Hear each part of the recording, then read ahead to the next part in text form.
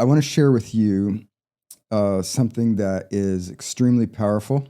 I have good news and I have bad news. They've described it as nothing short of miraculous and amazing and life changing. If you ask me, John, if you had to forget everything you've ever learned as a therapist, but you get to keep one, this would be it.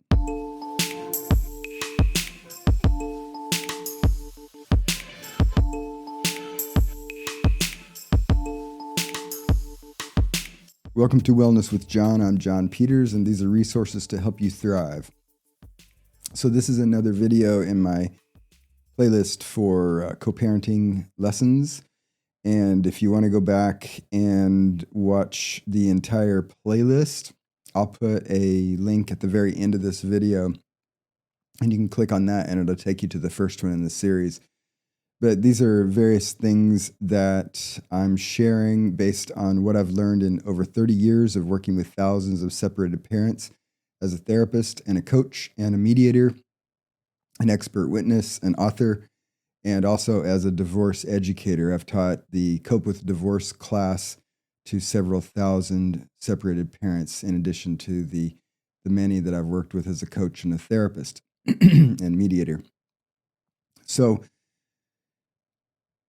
I want to share with you something that is extremely powerful, and I want to try to explain it to you in a way that makes some sense to you, because I have good news and I have bad news. There's a technique that with the people that I have shared it with and who actually do it, they've described it as nothing short of miraculous and amazing and life-changing. And it's really made a big impact on people's lives. And in fact, if you ask me, John, if you had to forget everything you've ever learned as a therapist, but you get to keep one, this would be it.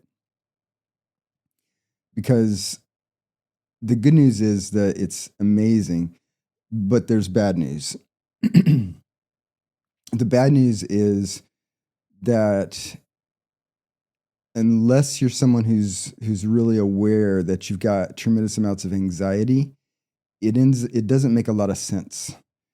And so when I have clients come to my therapy practice who are super anxious, like having panic attacks and can't sleep because they're anxious and whatnot, people are very aware of their anxiety. They're aware of the need to reduce it, and very motivated to do things that can make that change. So a high percentage of my anxious clients follow through and get this change. However, for people who have stress, and that stress is interfering with their performance, how they perceive and they respond to things, then for those people, unfortunately, a lot of people don't follow through, right? And especially, I've found this true with my divorcing parents that I work with. You may not be stuck in this trap, but a lot of the divorcing parents I'm stuck in are primarily focused on how evil, stupid, and crazy their ex is. And to the extent they think about their stress, they mostly think, well, this would be less stressful if they just would straighten up and act better. So there's this external focus on the fix, not an internal focus on the fix. That's why people don't follow through with this technique when I teach them in my co-parenting practice, but people do follow through in my anxiety practice because people who are anxious know that they're anxious. They know that they're more anxious than they should be, and they're looking for an internal fix. Okay? But what I invite you to do, okay, this may sound a little crazy so far in how I'm presenting it, but stick with me. This is going to help you tremendously in your role as parent and in your role as co-parent now that you've separated, okay? And what I want to teach you is literally how to get to what'll feel like the Jedi level of meditation mastery to change your stress system. But first, let me explain what the rationale is for this technique and how it works. And then I'll teach you how to do it. It's super simple. Takes a couple minutes to learn and literally only takes 1 minute to do. Okay. So imagine a situation where you are talking directly to your ex, or a situation where you just got a text from your ex and you're having to formulate a response to your ex. Okay. Or imagine a situation where your kid comes to your house from your ex's house and says something that's very triggering for you, and your kid's right in front of you, so you got to figure out how to respond to that, right?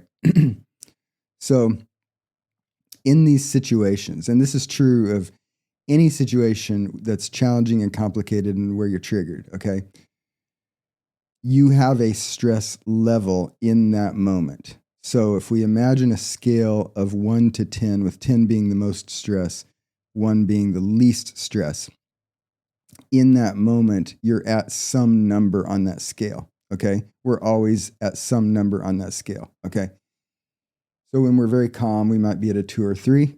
In moments that are very stressful, we might be at a 7 or 8. In moments that are over the top overwhelming, we might be at an 8, 9, 10, okay? So in each moment, we are at some level of that stress scale, okay? But one of the things we need to understand, let's make this simpler. Let's talk about code green, code yellow, code orange, code red, okay? If you're at code green, yellow, or orange, you may feel some subjective stress in the situation, but you haven't tripped over into I'm about to get eaten by a bear mode. And so certain brain changes have not yet occurred that change the functioning of your brain, okay? And what I'm talking about in terms of change the functioning of your brain, when we're under extreme stress, we're in code red, so we've gone over the threshold from yellow or from orange into red, certain brain changes happen in terms of how we perceive things, how we process things, how we respond to things. And this is left over from hundreds of millions of years of our ancestors being chased by giant bears and saber-toothed tigers and giant sharks and things. And while those brain changes help us survive physical attacks by a predator, they do not help us deal with our ex. And the reason is that they put us into a brain mode that is very advantageous to physical threats, but tend to make us think more negatively. They make us limited in certain types of ways that we can perceive and think about things, and they limit us in certain types of responses. Okay, so so basically, here's the so what so far. You have a brain. Your brain is part of your physical body. Your brain is an organ that is highly active and very instrumental to how you perceive and react to things. And your brain is going to change based on your relative stress level. And when your brain is at a very high stress level, those changes are going to work for you if you're being chased by a bear.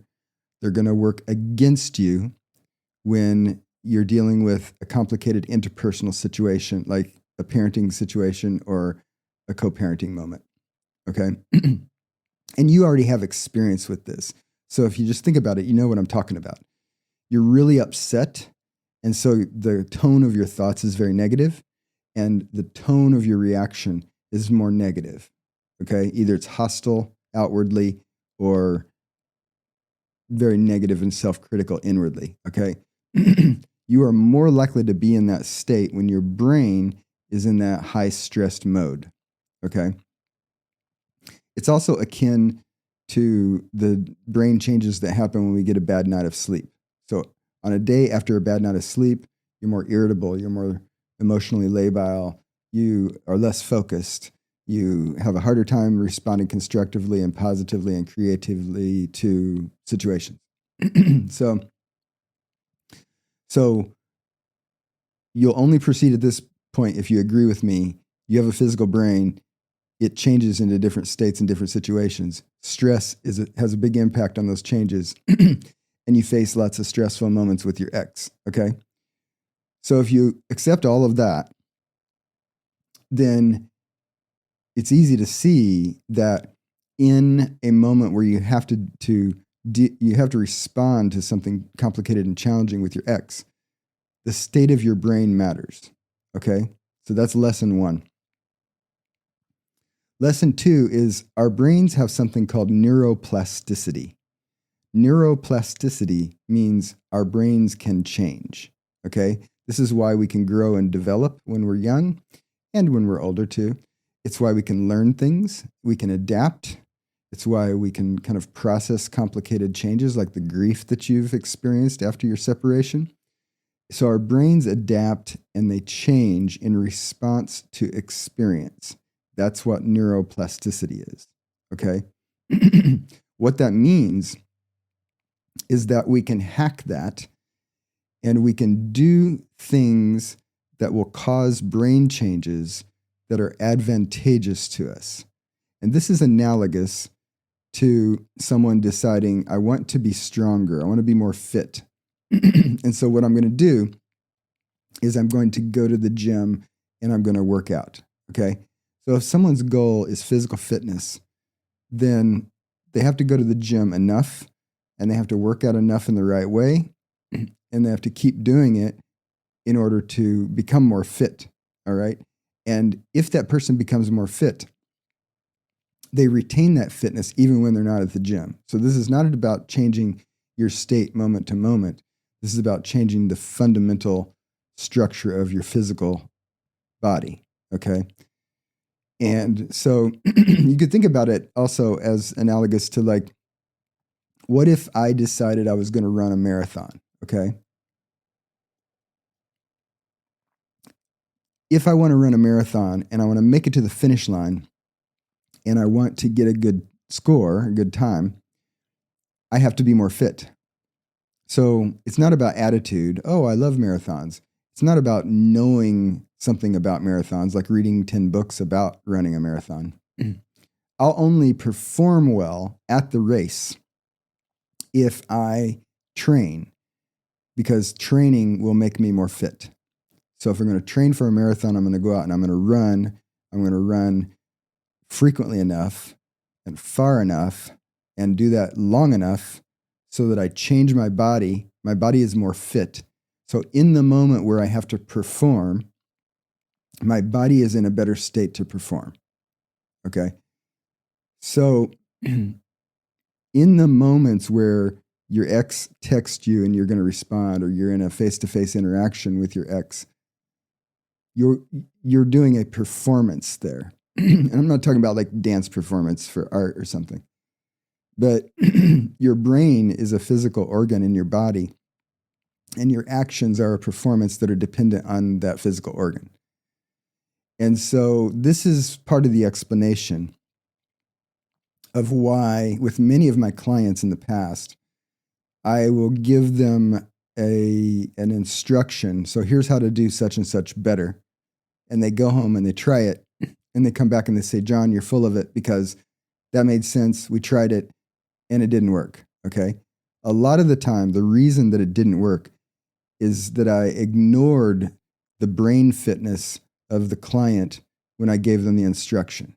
Okay. Which is analogous to if I say, I want to run a marathon and I hire a coach, and all the coach does is give me a book to read about running marathons, which may have the most perfect material in the book about running marathons. But if that's all the coach does for me, I'm going to show up at the race and I'm not going to get a good score, and I probably won't make it to the finish line.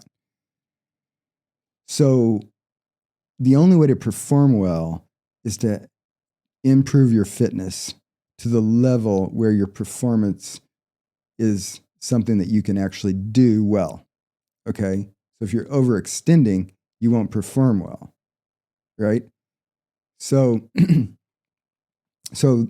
this technique is something that I'm going to teach you here that will actually improve your brain fitness So in the moments where you have to perform in certain ways, which means reading a text from your ex, for example, and staying calm and focused and constructive and not overwhelmed and over the top, mad or something, basically keeping your brain from going into that code red, you're going to perform well, right? So that's the goal. Okay.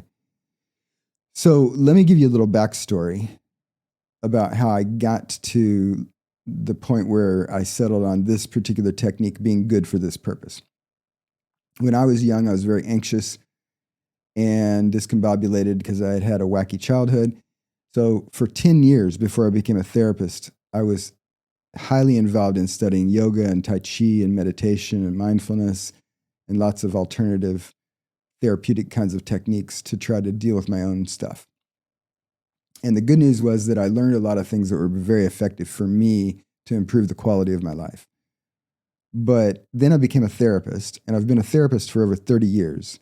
And because of my experience with these alternative therapies, I continued to practice, continued to research, continued to develop strategies to employ mindfulness and meditation in therapy, right?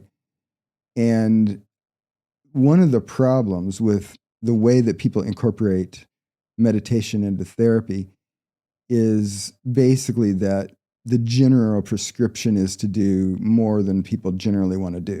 So for many years, people said, yeah, meditation's good. There's all this research that shows that it's good in lots of ways.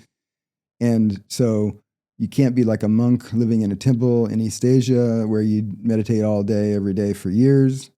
So in the West, we'll recommend that you meditate for like 40 minutes a day. Great. Nobody does that.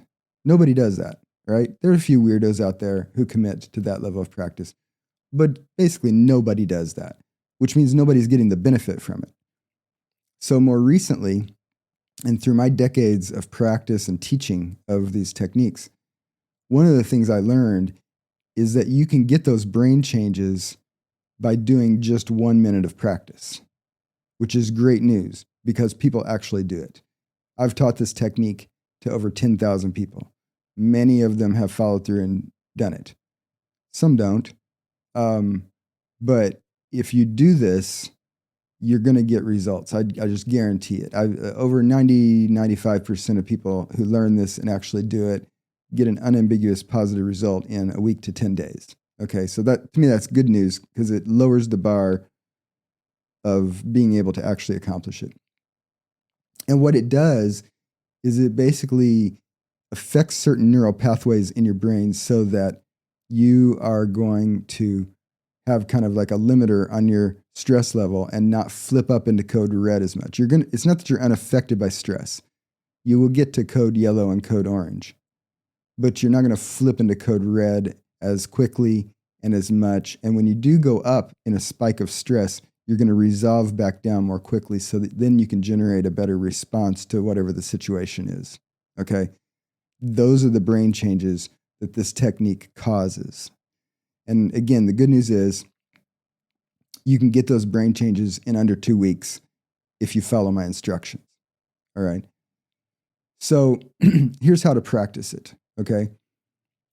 For 1 minute, we're going to do 3 things. Okay, we're not going to do them in order. I'll teach you these in order, but basically you do all 3 things for a minute. Okay, but thing 1 is relax your body. Posture doesn't matter. You could be sitting, standing, lying down. Does not matter. The only thing that really matters about posture is if you're sitting in like a couch that you sink into and you're all slouched over and scrunched with your belly compressed, it's a little harder to relax and have a relaxed breath.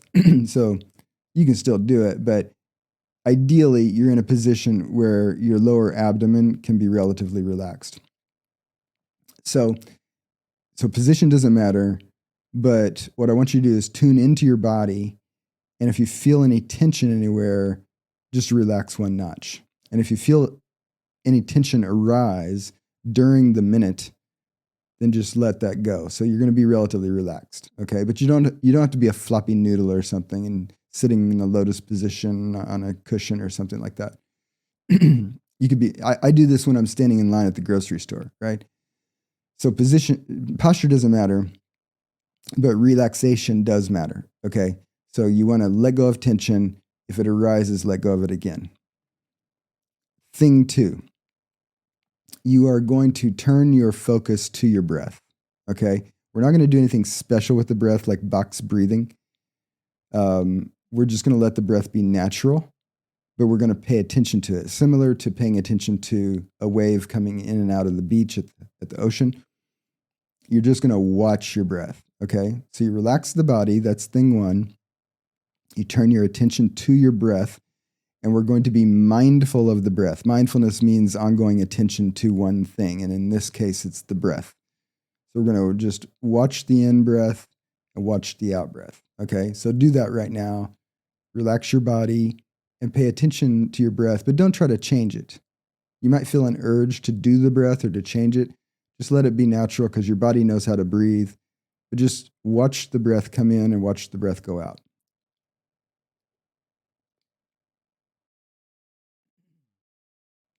Thing three, every time you breathe in, silently in your head, not out loud, you're going to say in. And every time you breathe out, not out loud, but silently in your head, you're going to say the word out. So you're just naming the in phase and you're naming the out phase with every breath. So, so for 1 minute, we do these three things for the whole minute. We let go of tension. We pay attention to the breath.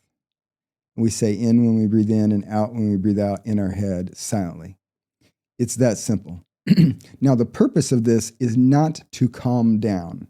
There are some techniques that we teach that when someone is stressed out, we say, do this and you'll come down a notch and be more calm. You can use it that way. It won't always work that way. And that's not our primary purpose. Remember me talking a minute ago about going to the gym and working out and becoming more fit. Our goal is fitness, and we're not going to get more fit from 1 minute to the next in a workout, okay? We get more fit because we do it regularly, and it doesn't really matter how much we enjoy each of the workouts. If we do it the right way long enough, we get more fit. So if you do this exercise and it mostly feels like a nothing burger, like it's doing nothing in terms of your stress level, that's okay, because our goal is not to be pervaded with waves of cosmic bliss and super calm. Our goal is just to relax the body, be mindful of the breath, and say in and out when we breathe in and out. That's the whole goal.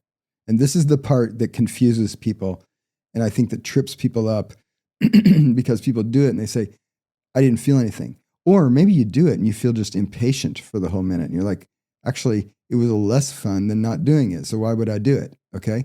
We're not doing it to experience pleasure of doing it. We're not doing it to experience calmness. As a person who's meditated now for 40 years, I'll tell you a secret. Meditation isn't calming, right? It's not a calm exercise and it's not fun. Okay. Which is why people just generally don't do it. It's not fun and it doesn't feel good. Why do you meditate? You meditate for the outcome of meditation, not because meditation is intrinsically enjoyable. There are probably a few people out there who enjoy it, and great, good for you. But if you experiment with true meditation, which I'm teaching you here, you're going to find out that it's either boring and you feel impatient, or it's kind of nothing, right? But that's okay. If you feel that, you're probably doing it correctly and paying attention to the correct things. All right. So what you have to do, you have to have faith that what I'm talking about makes some sort of sense and is based on actual experience and research. You have to commit to doing it, and you have to do it long enough to see if it works for you. Okay. So my prescription for this is you do 1 minute of that, and you do that at least 5 times a day. Do not do it one time for 5 minutes. If you do that, you'll stop doing it because 5 minutes of that is, for most people, too boring and not fun, and you'll stop. But you can get these results if you do 1 minute 5 times a day. Do that every single day, and in a week to 10 days, you are going to notice that when you're in stressful situations, you stay below that threshold. You don't flip into code red as much, which means that your thoughts about things and your reactions to things are going to be more positive and more constructive. All right. Now, some part of you may still think, well, this would all be simpler if my ex would just straighten up and act better. Sure. But you don't have control over your ex. You don't. You have control over you. So that the fact that your ex is behaving badly doesn't make the consequences of your behaving badly any better. Okay? So what you have to do, you have to say, I'm going to control what I can control. And if I can influence what's happening on my end, that's going to influence the relationship I have with my ex. It's going to influence a better quality interaction in specific interactions. And one of the best things you can do is practice this technique, because through neuroplasticity, it will strengthen and change some of your neural pathways so that when you're in a challenging situation of any sort, not just with your ex, you're going to have a fit brain rather than an unfit brain. So just like I want to show up to the marathon with a fit body to perform well, you also want to show up in those moments with a fit brain so you perform well. All right. So I would invite you, practice this as I described. And if you get results or have questions about it, then come back to this video and leave a question in the comments below, and I'll respond to you later. Okay. Now, you may have come to this video via my ReplyCom app, but if you're coming to this video outside of that and you don't know what the ReplyCom app is, I want to tell you about a really good resource if you're a separated parent. I created an app that uses AI trained on my 30 plus years as a therapist and coach. And it is an app that will help you learn to generate more constructive responses when you're texting or messaging your ex. Okay. So if you want to check that out, I'll put a link in the description below. Go check it out. It's an easy thing to access, and it's one of the quickest ways to improve your co-parenting relationship, because you can get the app and literally in the first minute start benefiting from crafting much better responses to your ex and lowering the hostility in your co-parenting relationship. So thanks for joining me today, and I will see you in a future video.